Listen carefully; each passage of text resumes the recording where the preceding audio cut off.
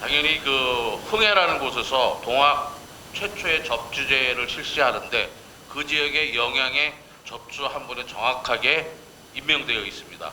당시 수훈 선생 사후에 돌아가신 후에 그 수훈 선생 유족에 찾아 함께 살았던 기록도 있고 여러 동학 인사들이 그 당시 한 500에서 600여 명 집단을 이루면서 살았다는 근거도 나와 있습니다.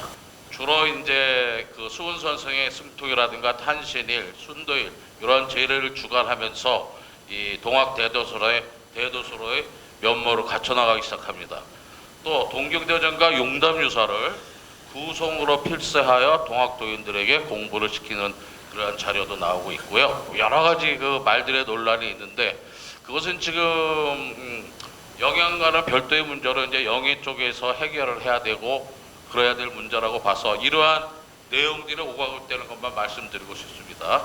수훈 최재호 순도 이후에 동학 제거를 위한 최초의 대도서, 즉 중앙본부로서의 역할을 했던 지역이 바로 이 영양 지역이라는 점을 특히 상기했으면 좋겠습니다.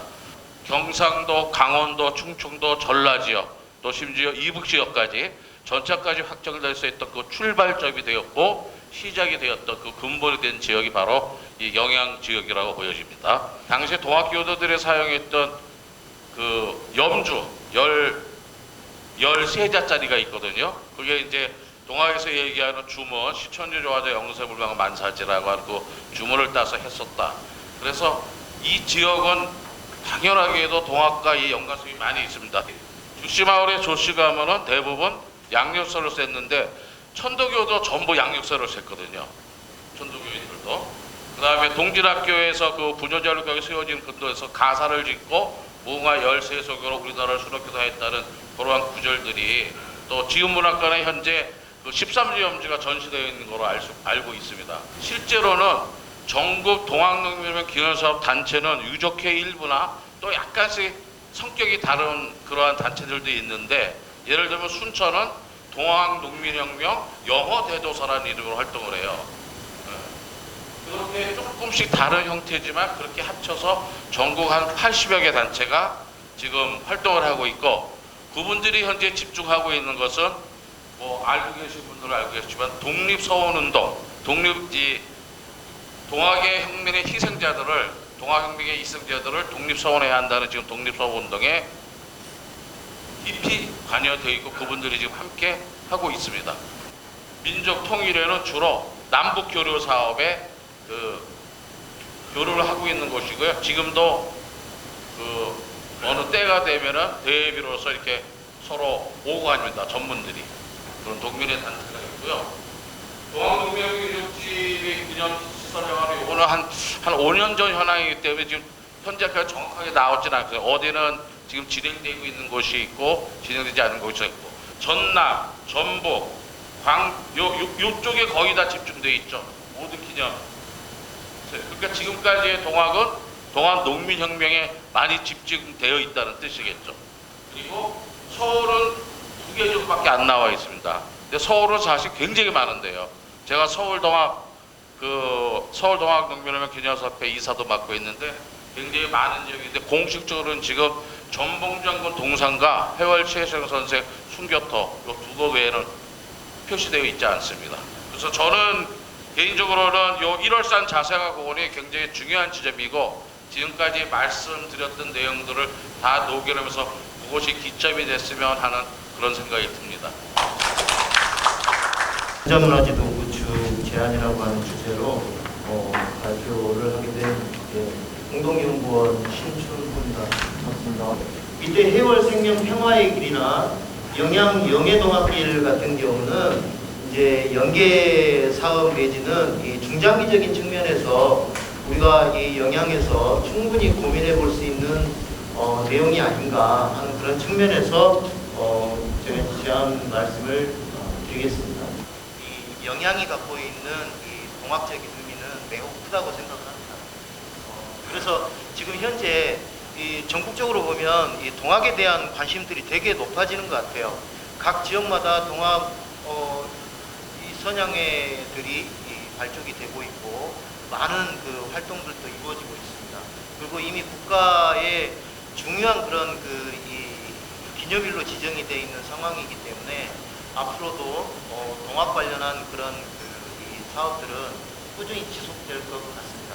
이 영해 병풍바위에서 실제 영해 바다로 들어가던 이 봉기했던 민중들이 걸었던 길은 이 길이나 또 이 지역에서 참여하는 사람들이 이 삼거리에서 만나가지고 그리고 이 영해에 의소가 있는 다음에 1월 3일로 퇴각을 할 때는 이 길이나 이 길들로 퇴각을 했기 때문에 그 지자체가 서로 협력을 해서 어떤 길이든 이 만들어가면 나름대로 좋은 그런 지자체의 협력의 모델로도 참고할 수 있지 않을까 하는 생각을 해봤습니다.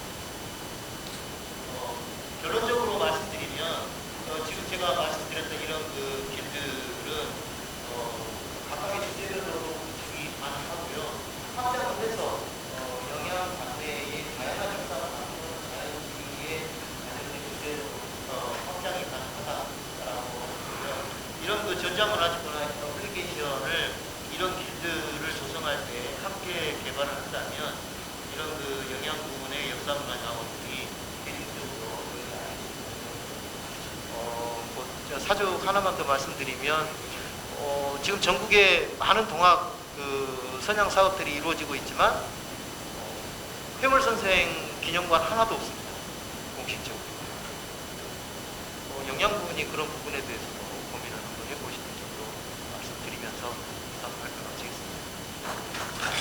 의견 수렴이 있겠습니다. 보고 내용에 대한 의견이나 중점적으로 필요한 과제 등 그런 부분에 대해서 자유롭게 말씀해 주시면 되시겠습니다.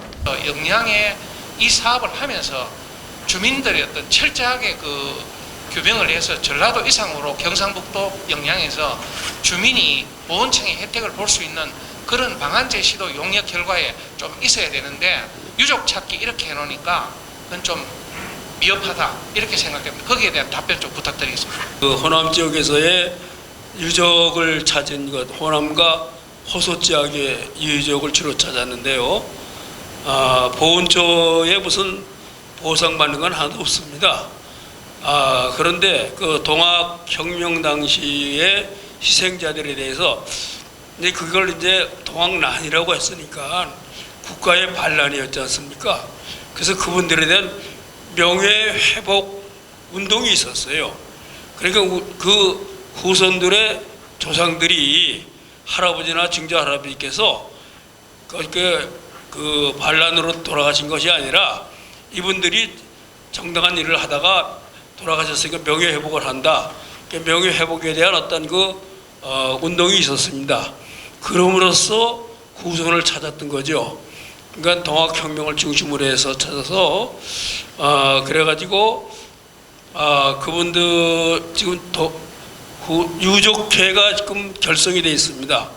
유족회가 결성이 되어 있고 전국 유족회가 있고 지역별로도 또 유족회가 있어가지고 그 유족회가 활동을 하고 있습니다. 그런데 이제 지금 말씀드렸듯이 그 유족들이 무슨 보훈 혜택을 받는다거나 이런 거는 없습니다. 다만 이제 그 2차 봉기라고 말하는 총 봉기 때에 일본군과 싸움을 하면서 희생을 당했어요. 그래서 그분들에 대한 보훈 운동을 지금 하고 있습니다. 그것이 이제 결석이 되면은 그것이 국가에서 통과를 하게 되면은 보훈을 받겠죠. 근데 이제 여기 영양 지역에서의 어떤 뭡니까? 지금 얘기해서 동학혁명과 직접적인 연관이 없기 때문에 그것을 어떻게 찾느냐 하는 문제가 있습니다. 근데 지금 여기서는 1871년 이필제의 난, 작변, 혁명, 의고 이렇게 말하고 있습니다만은 그때의 경상도, 강원도 지역의 16개 군에서 500여 명이 참여를 했습니다. 그게 16개 군이라는 것은 그때 당시에 취조를 하는 과정에서 나타난 군들이었습니다.